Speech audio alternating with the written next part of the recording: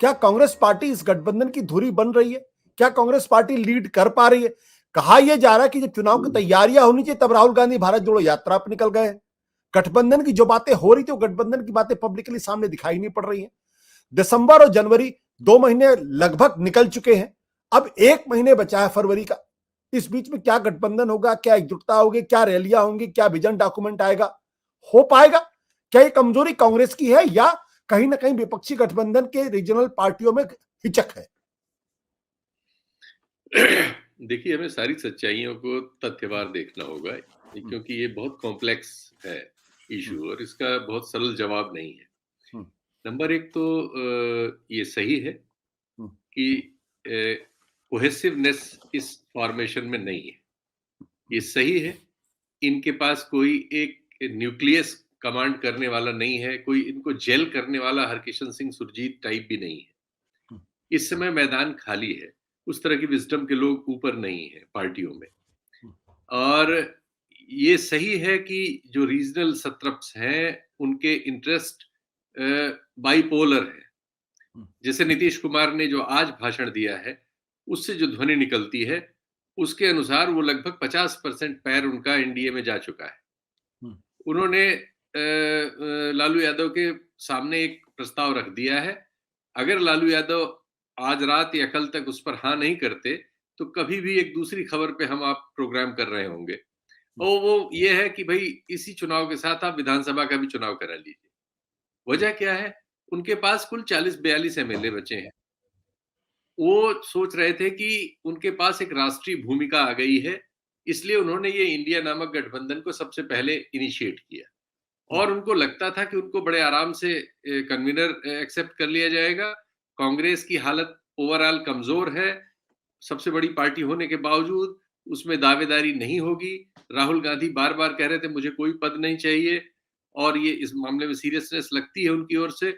तो उनको लग रहा था कि इस बारे में शायद सहमति बन जाए। शायद उनकी पहली बातचीत जो सोनिया गांधी से हुई थी उससे उनको कुछ इस तरह का भान हुआ था कि वो बार्गेनिंग करके पहले संयोजक का पद और बाद में अगर मौका लगा तो एक गठजोड़ की सरकार के प्रधानमंत्री के पद तक जा सकते हैं।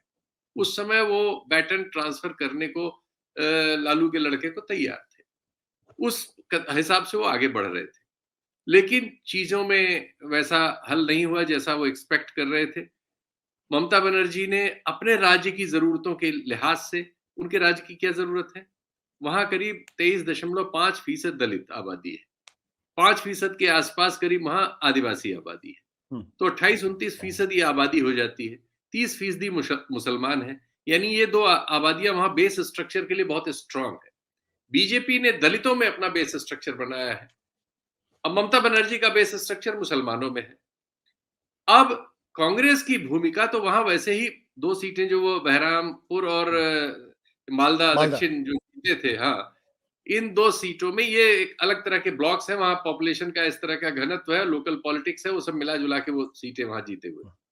वरना ये लेफ्ट के साथ अलायंस करने पर इनका जो वोट प्रतिशत है वो लोकसभा चुनाव और विधानसभा चुनाव में 10 से 12% के बीच झूल रहा है, जैसे उत्तर प्रदेश में मायावती का झूल रहा है जी। तो इससे वहां सीन जो बनता है उसमें ममता बनर्जी इनको 2 सीट देना चाहती है, ये 6-7 मांग रहे हैं।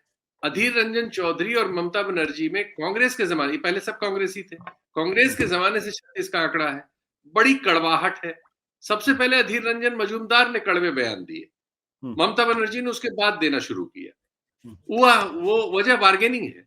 लेकिन जो सेंट्रल लीडरशिप कांग्रेस की है वो इस तरह इस काबिल नहीं है कि आजकल जो डिफरेंट नुआंसेस डिफरेंट स्टेट्स में जनरेट हो रहे हैं उनको तुरंत एड्रेस कर सके। और मोदी और अमित शाह की तरह उनमें वो न कौशल है ना वो कंट्रोल है कि एक तो उनकी बात नीचे तक जाए, दूसरे उनकी बात को अपनी बात रखने के लिए किसी से पूछना न पड़े। ये परिस्थिति वहां नहीं है। उससे क्या हो रहा है? कम्युनिकेशन गैप हो रहा है। और इस जमाने में भी जब कम्युनिकेशन के इतने साधन मौजूद हैं, इस गैप से चीजें बिगड़ रही। अब सच्चाई क्या है? पंजाब में, केरल में और बंगाल में, ये 3 राज्य ऐसे हैं जहां जो सत्तारूढ़ दल हैं उनके लिए अलायंस करना आत्मघाती है, वो कर ही नहीं सकते। ये पॉलिटिकल कंपल्शन है कि नहीं कर सकते। लेकिन इस बात को टेक्निकली मैनेज करने की जो कला ऊपर से होनी चाहिए थी, जिसमें ये बिकरिंग सड़क पे ना आती जैसे ही आ गई हैं, और जिससे वो कम से कम मोदी जी को ये एडवांटेज दे रही हैं कि वो इस परसेप्शन के साथ चुनाव सभाओं में बंगाल में जाएंगे कि जो आपस में लड़ रहे हैं वो आपके लिए क्या लड़ेंगे। मोदी इसको 1 मिनट में उड़ा देंगे हवा में, बड़े आराम से, और बिल्कुल उड़ा सकता है कोई भी जिसको इस तरह से फुटबॉल मिलेगी, गोल मारे गए, बॉल मिलेगी तो छक्का मारेगा। वो परिस्थिति इन लोगों की इस कमजोरी से पैदा हुई है। दूसरे, नीतीश कुमार के मामले पर अपने राज्य में दलित मतदाताओं को बीजेपी से निकालने की कोशिश में ममता बनर्जी ने खड़गे नाम साहब का नाम प्रपोज किया कि मैंने इंडिया के गठबंधन के लिए दलित प्रधानमंत्री का नाम प्रपोज कर दिया। वो तो अपने राज्य की पॉलिटिक्स खेल रही थी, लेकिन उस पॉलिटिक्स से नीतीश कुमार दूसरी जगह चले गए और वो ऑप्शंस ढूंढने लगे। उन्होंने ललन को हटाया और ऑप्शंस ढूंढना शुरू कर दिया अशोक चौधरी के जरिए बीजेपी में। ये जो परिस्थिति है, देखिए ये तो सही है, इस मामले में विनोद अग्निहोत्री जी की बात सही है, वो शंका कर रहे हैं। मैं उन शंका क्या, वो तो आधार मौजूद है सारे इस तरह के दलों में। एक पैर इधर एक पैर उधर वाला, ये सब लोग पहले बीजेपी से समझौतों में रह चुके हैं, कम से कम ममता बनर्जी और नीतीश कुमार तो रह ही चुके हैं। तो ये इन लोगों के लिए पाले बदलने में कोई बहुत दूरी नहीं, इनका कम्युनिकेशन मेंटेन हो जाता है, जब चाहे तब लाइन खोल लेते हैं। दूसरी तरफ से भी रेसिप्रोकेशन मौजूद है। बीजेपी भी बिल्कुल चाहेगी कि बिहार में इस समय नीतीश कुमार अपने आप को, मतलब इस गठबंधन को डिस्टर्ब कर ले, और अगर ऐसा करती है तो एक फीलर अमित शाह ने दे ही दिया। सत्य हिंदी का ऐप डाउनलोड करें गूगल प्ले स्टोर पर।